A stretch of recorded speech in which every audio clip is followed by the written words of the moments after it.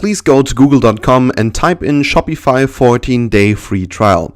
And then what you want to do is you want to go down and you want to click on sign up for Shopify free 14-day trial. So you click on here and then it will bring you to the website of Shopify and it says start your free 14-day trial today, and you want to type in your email address, your password and your store name. So actually let's do that right now, and let's type in my business address actually. So let's take this one, and then we want to add some random password. Actually, let me think. What am I going to take? Okay, let's go with this one. And the store name, it doesn't really matter what you type in here, but I think, it's the best thing if you just type in what you're selling. So for instance, let's call this store Puck Pillow, just Puck Pillow. And now what you want to do is you want to click on create your store. And now we signed up for our free trial here on Shopify. So this will now take a couple of seconds, and then what it will ask us is a couple of questions, and it basically says right now success, store to go. And now there are a couple of questions that we have to answer. So first of all, are you already selling? And of course I'm selling, but there's no option that I'm already selling on Shopify. So let's just say I'm just playing around. Or yeah, let's just do that. And then down here, what is your current revenue? Well, basically it should be this one, but well, let's actually go with this one because then it will give me more information about Shopify and perhaps information that you could use as well. And then down here, are you setting up a store for a client? And then no. So now let's click on next. And now it will ask us all these different information. So basically all of these are information, personal information, and I will just type them in and then we will see each other again in just a second. All right, we are now inside Shopify, and what you now want to do is you want to scroll down over here and you want to go down to online store. Then when you click on online store, go down to domains.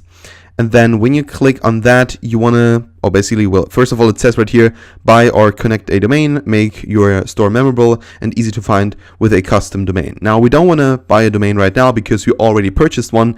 So we click down here on connect existing domain.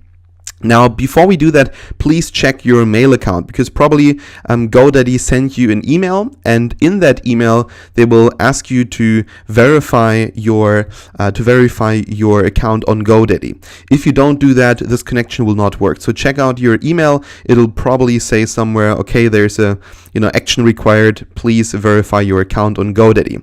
But now what you want to do is you want to type in here our domain. It's important that you actually type it in with all the HTTP and then all of that basically, so you can just copy it from your domain. So just type in, for instance, in this case, puckpillow.info, and then copy it and type it in here.